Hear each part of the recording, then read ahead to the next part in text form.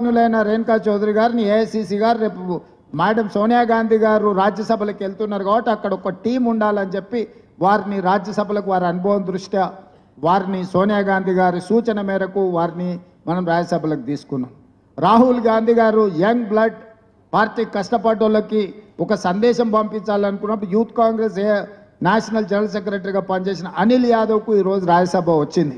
మీకు తెలుసు ఒక యూత్ కాంగ్రెస్లో పనిచేసిన వాళ్ళకి రాజ్యసభ రావడం ఎప్పుడైనా చూసిండ్రా మీరు? ఈరోజు పార్టీ లైన్లో ఉంటే పార్టీ అవకాశం ఇచ్చింది. ఎన్ఎస్యుఐ ప్రెసిడెంట్కు ఎమ్మెల్సీ వచ్చింది, కేసులు కట్టుకున్నాడు, కొట్లాడిండని ఇచ్చినాం. అదేవిధంగా వర్కింగ్ ప్రెసిడెంట్ చేసిన మహేష్ గౌడ్ గారికి ఎమ్మెల్సీ వచ్చింది, పిసిసి ప్రెసిడెంట్ కూడా అయ్యిండు. అంటే ఈరోజు నా సూచన ఎవరెవరైతే ఆనాడు మనం ప్రతిపక్షంలో ఉన్నప్పుడు కష్టపడ్డప్పుడు కష్టాలలో మనతో ఉన్నారో మన ఎంబడి నిలబడి పార్టీ కార్యకర్తల కోసం కొట్లాడినరో వీలైనంత మేరకు పార్టీ వాళ్ళందరికీ కూడా అవకాశాలు ఇచ్చుకుంటూ వచ్చింది. ఈరోజు అడ్వైజర్లుగా షబీర్ అలీ గారిని వేసినా, వేం నరేందర్ రెడ్డి గారు వేసినా, అరకర వేణుగోపాల్ గారిని వేసినా, ఇంకెవరినైనా వేసినా కూడా ఇవన్నీ కూడా మొదటి నుంచి మనము ప్రభుత్వంలో లేనప్పుడు ప్రతిపక్షంలో ఉన్నప్పుడు పార్టీ కోసం ఎవరెవరైతే కొట్లాడినరో వాళ్ళందరూ కూడా అవకాశాలు వచ్చినాయి. ఇంకా రావాల్సిన వాళ్ళు ఉన్నారు, వాళ్ళందరికీ ఇచ్చే బాధ్యత పార్టీ తీసుకుంటుంది. వచ్చినోళ్ళేమో వచ్చింది కదా మేము పని చేయాల్సిన పని లేదనుకుంటారు, రానోళ్ళేమో మాకు ఎట్లాగ ఇవ్వలేదు కదా ఇంకా మేమెందుకు పని చేస్తామంటారు. ఈ రెండింటి మధ్యలో ఎక్కడో గ్యాప్ ఉంది, గ్యాప్ను సరిదిద్దుకోవాల్సిన అవసరం ఉంది. ఇక నాలుగో సమస్య, పెద్దలు ఒక మాట చెప్పారు, మంచిని మైకులో చెప్పాలి, చెడుని చెవులో చెప్పాలని. మనోళ్ళు చెడు మైక్లో చెప్తారు, మంచం వచ్చి చెవులో చెప్తారు. నువ్వు బాగా చేస్తున్నావు, ప్రభుత్వ సంక్షేమ పథకాలు భలే ఉన్నాయని చెప్పి తలుపు మూసి నాకు చెప్తారు, బయట మైకులో మాత్రం ఎట్లా చెప్పాలో అట్లా చెప్తారు. ఇది పార్టీకి ఏమాత్రం కూడా లాభాన్ని తెచ్చిపెట్టదు, పార్టీకి తీవ్రమైన, ప్రభుత్వానికి తీవ్రమైన నష్టాన్ని తెచ్చిపెడుతుంది. దయచేసి సమావేశంలో ఉన్న పెద్దలందరికీ నా సూచన ఒకటే, పెద్దలు ఊరికేనే చెప్పలేదు, మంచిని మైకులో చెప్పుర్రి, చెడును చెవులో చెప్పుర్రి అని. నా సూచన కూడా, నా విజ్ఞప్తి కూడా ఒకటే, మంచిని మైక్లో చెప్పండి, చెడుని చెవులో చెప్పండి. ఆ చెడుని ఎట్లా సరిదిద్దుకోవాలనో మనం ప్రయత్నం చేద్దాం. పెద్దలందరూ కూడా నా విజ్ఞప్తి ఒకటే, నేను ఎవరిని వేరే రకంగా ఉద్దేశంతో చెప్పడం లేదు. ఇది మన అందరం కూడా ఒక అవగాహనతోని ముందుకు వెళ్ళాల్సిన సందర్భం. అదేవిధంగా ఇంకా కార్యక్రమాలు, వెల్ఫేరు 6 గ్యారెంటీలకు సంబంధించిన దాంట్లో ఆర్టీసీ బస్సు దాదాపుగా 150 కోట్ల మంది మహిళలు ఈరోజు ఆర్టీసీ బస్సులో ఉచిత ప్రయాణాన్ని వాళ్లకు అందుబాటులోకి తీసుకొచ్చిన దాదాపుగా 4200 కోట్ల రూపాయలు ఈరోజు రాష్ట్ర ప్రభుత్వం ఆడబిడ్డలకు ఉచితంగా బస్సులో ప్రయాణం చేయడానికి ఈరోజు మనం చెల్లించినాం, దేశంలోనే హయ్యెస్ట్. ఈరోజు అదేవిధంగా 50 లక్షల కుటుంబాలకు 200 యూనిట్లు ఉచితంగా ఈరోజు ప్రతి నెల కరెంట్ ఇస్తున్నాం. అదేవిధంగా ఈరోజు 50 లక్షల కుటుంబాలకు దాదాపుగా మనము ఈరోజు 500 రూపాయలకు సిలిండర్ ఇస్తున్నాం. అదేవిధంగా 22,50,000 మంది రైతులకు 25,50,000 మంది రైతులకు 21,000 కోట్ల రూపాయల రైతు రుణమాఫీ చేసినాం. ఇవాళ నువ్వు 1,56,00,000 మెట్రిక్ టన్నుల వడ్లు పండిస్తే సన్న వడ్లకు మొత్తానికి 500 రూపాయల బోనస్ ఇచ్చినాం. 10 లక్షల రూపాయల రాజీవ్ ఆరోగ్యశ్రీని ఈరోజు మనం అమలు చేస్తున్నాం. ఇవాళ 4.5 లక్షల ఇందిరమ్మ ఇండ్లు ప్రతి పేదవాడికి 5 లక్షల రూపాయలు ఇచ్చి ఉచితంగా ఇల్లు కట్టుకోవడానికి ఈరోజు మనం పథకాలు తీసుకొని వచ్చినాం. ఇట్లా ఒక్కొక్క పథకాన్ని ఇవాళ ఇందిరమ్మ ఆత్మీయ భరోసా మీద రైతు భరోసా 10,000 నుంచి 12,000 సంవత్సరానికి పెంచినాం. అదేవిధంగా భూమి లేని నిరుపేదలకు, ముఖ్యంగా భూమి లేని నిరుపేదలు ఎవరయ్యా? దళితులు, గిరిజనులే ఎక్కువ, ఆదివాసీలే ఎక్కువ. ఇవాళ వాళ్ళకు భూమి లేనందుకు వాళ్ళకు ప్రభుత్వం ఏమి ఇవ్వడం లేదని పాదయాత్ర సందర్భంగా మన దృష్టికి తెస్తే ప్రతి పేదవాడికి సంవత్సరానికి ప్రతి కుటుంబానికి 12,000 రూపాయలు ఇందిరమ్మ ఆత్మీయ భరోసాలో ఈరోజు ఆ కుటుంబాలకు ఒక భరోసా ఇచ్చే కార్యక్రమాలు తీసుకున్నాం. అదేవిధంగా ఈ దేశంలోనే నేను ఛాలెంజ్ చేస్తున్నా, మొదటి సంవత్సరంలో 55,163 ప్రభుత్వ ఉద్యోగాలు ఇచ్చిన ఏ రాష్ట్రం లేదు. స్వతంత్రం వచ్చినప్పటి నుంచి ఈ రోజు వరకు తెలంగాణ రాష్ట్రం అన్ని ప్రభుత్వ ఉద్యోగాలు ఇచ్చింది. మన సక్సెస్ స్టోరీస్ ఎన్నున్నాయనంటే మనం ఎంత చెప్పుకున్నా కూడా తరగనంత సక్సెస్ స్టోరీ ఉంది. కానీ మనం ఎవరు మన సక్సెస్ స్టోరీని చెప్పుకోవడానికి, మన సక్సెస్ స్టోరీని మనం ఎంజాయ్ చేయడానికి మనం ఆలోచన చేయడం లేదు.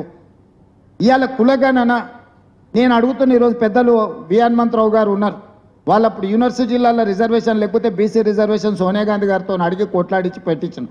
1931లో తెల్లదొరలు ఉన్నప్పుడు కులగణన జరిగితే 95 సంవత్సరాల నుంచి ఎవ్వరు కూడా కులగణన చేయలే. 2011లో కాంగ్రెస్ కేంద్రంలో మన్మోహన్ సింగ్ గారి నేతృత్వంలో ఉన్నప్పుడు చేసిన ఆ నివేదిక బయటికి రాలేదు. మోడీ గారు వచ్చేసి ఆ నివేదికను కూడా దొక్కేసిండు. అంటే 95 ఏళ్ళు ఈ దేశంలో కులగణన జరగలేదు. 95 ఏళ్ళ నుంచి జరగని కులగణన ఒక్క సంవత్సరం లోపలనే మన ప్రభుత్వం కులగణన చేసి దేశానికే ఆదర్శంగా నిలబడ్డది. 100% transparent, 100% accurate with details self declared data we have collected. Cabinet sub committee headed by Uttam Kumar Reddy గారు, అందులో దామోదర్ రాజ్ నరసింహ, సీతక్క, శ్రీధర్ బాబు గారు, పొన్నం ప్రభాకర్ గారు, ఒక అనుభవజ్ఞులైన ఒక టీంను రాహుల్ గాంధీ గారి ఆదేశాల మేరకు ఈరోజు మనము పర్ఫెక్ట్ కులగణన. ఈరోజు ఎవ్వరు కూడా ఎక్కడ ఛాలెంజ్ చేస్తలేరు, మైకుల ముందు ఛాలెంజ్ చేస్తారు ఇది తప్పు ఉందా, అది తప్పు ఉందని. ఎందుకంటే మన ప్రాసెస్ 100% కరెక్ట్ ఉంది కాబట్టి కోర్ట్ ఆఫ్ లా ముందు కానీ ఇంకో దగ్గర కానీ ఎవరు ఛాలెంజ్ చేస్తలేరు దీన్ని. ఇవాళ పెద్ద ప్రొఫెసర్ కంచ ఐలయ్య గారు సాక్షిలో ఒక పెద్ద ఆర్టికల్ రాసిండు మనం చేసిన కులగణన మీద. ఆయన సోషల్ సైంటిస్ట్ ప్రొఫెసర్ కంచ ఐలయ్య గారు ఈరోజు సాక్షిలో ఒక పెద్ద ఆర్టికల్ రాసిండు, అభినందించుకుంటా. ఆయన ఎవరు నన్ను తీసుకు ఒప్పుకునేవాడు కాదు, మీకు అందరికీ తెలుసు కదా కంచ ఐలయ్య అంటే. Is a big critic. అట్లాంటి క్రిటిక్ కూడా ఈరోజు మన ప్రభుత్వాన్ని, మన కులగణని అప్రిషియేట్ చేసుకుంటూ ఒక ఆర్టికల్ రాసిండంటే మన నాయకులకు ఎంత బలం ఇది, మన నాయకులు అసలు ఎంత పేటెంట్ కింద దీన్ని ముందుకు తీసుకెళ్ళాలి. అదేవిధంగా ఎస్సీ వర్గీకరణ 30-35 ఏళ్ళ నుంచి అది రగులుతున్న సమస్య. దానికి కూడా పెద్దలు ఉత్తమ్ కుమార్ రెడ్డి గారి నేతృత్వంలో షమీమ్ అఖ్తర్ 1 మ్యాన్ కమిషన్తో ఇచ్చి ఈరోజు దానికి కూడా ఒక శాశ్వతమైన పరిష్కారం చూపించినాం. ఇట్లాంటి సక్సెస్ స్టోరీ ఫస్ట్ 1 ఇయర్లోనే ఇన్ని సక్సెస్ స్టోరీలు ఉన్నాయి మన ప్రభుత్వానికి. కానీ వీటిని అన్నిటినీ క్రొనలాజికల్గా లిస్ట్ అవుట్ చేసి ప్రజలకు తీసుకెళ్ళి ఎదురుగున్నోని ఛాలెంజ్ చేయడంలో మనం ఎక్కడో కొంచెము చిన్న ఏదో వ్యవహారము అంటే అది ముందుకు పోతలేదు. దయచేసి వీటన్నిటిని కూడా దృష్టిలో పెట్టుకొని మనం కార్యాచరణ పెట్టుకోవాలి. ఈరోజు నరేంద్ర మోడీ గారు పదే గుజరాత్ మోడల్ అంటాడు. గుజరాత్ మోడల్ సక్సెస్ మోడల్ ఏం కాదు, ఆయన దాన్ని మార్కెటింగ్ చేసుకున్నాడు. ఇలా దేశంలో స్టేట్ ఓన్డ్ ట్యాక్స్ కలెక్షన్లో Telangana is number 1, Gujarat is 6th place. 88% state own tax కలెక్షన్లో ఈ సంవత్సరం తెలంగాణ మన ప్రభుత్వం ముందుంది. భారతదేశంలో highest state owned tax collection చేసుకున్నది తెలంగాణ రాష్ట్రము. దేశంలోనే కేంద్ర ప్రభుత్వం ప్రకటించిన సోషియో ఎకనామిక్ సర్వే ప్రకారము లోయెస్ట్ ఇన్ఫ్లేషన్ ఉన్న స్టేటు తెలంగాణ స్టేట్. లోయెస్ట్ ఇన్ఫ్లేషన్ ఉన్న స్టేటు, హైయెస్ట్ స్టేట్ ఓన్డ్ కలెక్షన్ ఉన్న స్టేటు తెలంగాణ రాష్ట్రం. ఇది మన పరిపాలన చిత్తశుద్ధికి నిదర్శనం. ఈరోజు విదేశీ పెట్టుబడులను ఫారిన్ ఎక్స్చేంజ్ని తీసుకొచ్చిన దాంట్లో highest Telangana state. Highest foreign ఇన్వెస్ట్మెంట్స్ని తెలంగాణ రాష్ట్ర ప్రభుత్వం అట్రాక్ట్ చేసింది. హైయెస్ట్ ప్యాడీ దేశంలోనే స్వతంత్రం వచ్చినప్పటి నుంచి ఈ రోజు వరకు హైయెస్ట్ ప్యాడీ ఉత్పత్తి వడ్లు పండించిన రాష్ట్రం తెలంగాణ రాష్ట్రం. కేసీఆర్ 1,00,000 కోట్లు పెట్టిండు, కాళేశ్వరం కట్టిండు, కట్టుడు కూలుడు మొత్తం ఎక్కడిదక్కడ పోయింది. కాళేశ్వరం లేకుంటేనే 1,56,00,000 మెట్రిక్ టన్నుల వడ్లు పండించినాం మనం. ఇన్ని రోజులు కాళేశ్వరం కథలు చెప్పుకుంటూ బతికిండు ఆయన కాళేశ్వరరావు. ఈరోజు కాళేశ్వరం లేకుంటేనే 1,56,00,000 వడ్లు పండించి వాళ్ళను కొనుగోలు చేయడమే కాదు, గిట్టుబాటు ధర చేయడమే కాదు, బోనస్ కూడా 500 రూపాయలు ఇచ్చిన ప్రభుత్వం మన ప్రభుత్వం. ప్రతి విషయంలో investments. First year Davos government వచ్చిన ఎంబడే 1 మంత్లోనే దావోస్ పోతే 41,000 crores తీసుకొచ్చినాం నేను, మిత్రుడు శ్రీధర్ బాబు గారు. సెకండ్ ఇయర్ దావోస్లో 1,78,000 కోట్ల రూపాయలు 1.78 lakh crores స్టేట్కి ఇన్వెస్ట్మెంట్స్ తీసుకొచ్చినాము. దాదాపుగా 2.20 lakh crores ఇన్వెస్ట్మెంట్స్. ఈ దేశంలోనే హైయెస్ట్ ఇన్వెస్ట్మెంట్స్ని అట్రాక్ట్ చేసింది కాంగ్రెస్ పార్టీ తెలంగాణ రాష్ట్రం. ఓన్లీ అమెజాన్ వాళ్ళు దాదాపుగా మన ఈ స్టేట్లో కానీ ఇక్కడ కానీ అందరు ఇన్వెస్ట్మెంట్స్ పెడతామని ఈరోజు ముందుకు వస్తారు. నిన్నమన్న వరుసగా మైక్రోసాఫ్ట్ కావచ్చు, అమెజాన్ కావచ్చు, లేకపోతే HCL కావచ్చు, ప్రతి మల్టీనేషనల్ కంపెనీ ఈరోజు వాళ్ళ ఎక్స్పాన్షన్స్ హైయెస్ట్ ఈరోజు రిక్రూట్మెంట్స్ తెలంగాణ రాష్ట్రంలో ఈరోజు వాళ్ళు తీసుకొచ్చి వాళ్ళు పెట్టిండ్రు. కాబట్టి ఈరోజు రాష్ట్రంలో డేటా సెంటర్లు ఇండియాకే హైయెస్ట్ డేటా సెంటర్స్ ఉన్నది మన తెలంగాణ రాష్ట్రంలో. ఇన్ని రకాల రిఫార్మ్స్, ఇన్ని రకాల అంశాలలో తెలంగాణ రాష్ట్ర ప్రభుత్వం ముందుకెళ్తుంది. ఈ సమయంలో పరిపాలన మీద మంత్రులు మేము కొంత దృష్టి పెట్టినప్పుడు పార్టీ గేరప్ చేయాల్సిన బాధ్యత మీ మీద ఉంది మిత్రులారా. నిజంగా రోజుకి 18 అవర్స్. ఇప్పుడు మీరు శ్రీశైలం టన్నెల్దే యాక్సిడెంట్ చూశారు. ఉత్తమ్ కుమార్ రెడ్డి గారు ఆల్మోస్ట్ యాక్సిడెంట్ అయిన 2-3 గంటలలోనే నేను అప్పటికప్పుడు వారితో మాట్లాడి మీరు ఇమ్మీడియట్గా వెళ్ళండి అన్న స్పాట్ కానీ చెప్పి మనం హెలికాప్టర్ ఇచ్చి వారిని పంపించి ఆ రోజు నుంచి ఈ రోజు వరకు నిరంతరం 24/7 మంత్రి గారు, కోమటిరెడ్డి గారు, బట్టి విక్రమార్క గారు, జూపల్లి కృష్ణారావు గారు మొత్తం మంత్రివర్గాన్ని అక్కడ కూర్చోబెట్టి మనము ఆ క్రైసిస్ని మనం అడ్రస్ చేస్తున్నాం. ఏ చిన్న సమస్యను కూడా మనము నిర్లక్ష్యం చేయకుండా వెళ్తూనే ఉన్నాం. డైట్ ఛార్జెస్ 10 సంవత్సరాల నుంచి కేసీఆర్ ₹1 పెంచకపోతే డైట్ ఛార్జెస్ పేదల పిల్లలకు 40% పెంచినాం. Cosmetic charges for girls and boys 200% పెంచినాం. మనం 20 ఏళ్ళ నుంచి కాస్మెటిక్ ఛార్జెస్ పెంచలేదు. ఈరోజు ఇంటిగ్రేటెడ్ రెసిడెన్షియల్ స్కూల్స్ ప్రతి కాన్స్టిట్యూన్సీకి ఒకటి ఇచ్చి ఈచ్ రెసిడెన్షియల్ స్కూల్కి 200 crores, almost 25,000 crores we're going to spend on that young India integrated residential school. This is the unique model, this is the model for the country. ఇవాళ young India sports యూనివర్సిటీని తెచ్చుకున్నాం, young India skills యూనివర్సిటీని తెచ్చుకున్నాం. ఇవాళ దీदी हर साल यहाँ से 1,10,000 engineering graduate पास होके सर्टिफिकेट लेके निकल रहा है.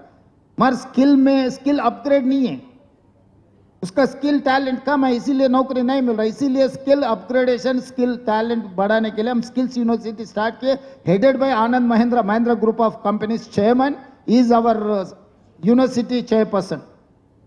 It is in a public-private partnership model. All top-notch corporate companies directors are in the board. They have to take a policy decision. They have to run the university. Just government of Telangana is a facilitator.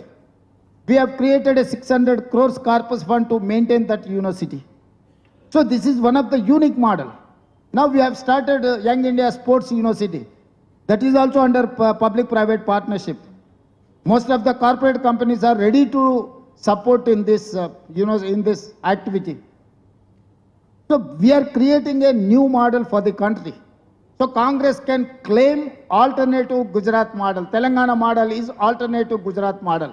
Congress party model is Telangana model for caste census, for categorization, for unemployment issue address, all other issues.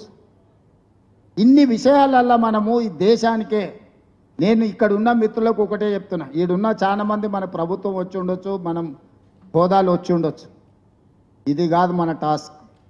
మన కసి ప్రధానమంత్రిని రాహుల్ గాంధీని చేసే వరకు తగ్గొద్దు. ఆనాడు మీరు కసితో పట్టుదలతో పనిచేసింది కాబట్టి ఈనాడు ఈ రాష్ట్రంలో ప్రభుత్వాన్ని ఏర్పాటు చేసినాం. మరి ఈరోజు ఆ కసి ఆ పట్టుదల ఏమైందని నేను అడుగుతున్నా. రాహుల్ గాంధీ గారిని దేశానికి ప్రధానమంత్రిని చేయాల్సిన బాధ్యత తెలంగాణ కాంగ్రెస్ పార్టీ కార్యకర్తల నాయకుల మీద లేదా? ఇవాళ కేవలం మనకు చిన్న పదవో పెద్ద పదవో రాలేదని మన నిర్లక్ష్యం ఉంటే ఈ దేశం నరేంద్ర మోడీ గారి చేతిలో బందీ అయి ఈరోజు కులాల మధ్యన, మతాల మధ్యన, ప్రాంతాల మధ్యన చిచ్చు పెట్టి అధికారాన్ని శాశ్వతంగా ఉండాలి అని అనుకుంటున్న బీజేపీని అధికారంలో నుంచి దించాలి అంటే అది తెలంగాణ రాష్ట్రం నుంచే ప్రారంభం అవ్వాలి. ఆ కసి ఆ పట్టుదల రాహుల్ గాంధీని ప్రధానమంత్రిని చేసే వరకు మనం అందరం కష్టపడాలి.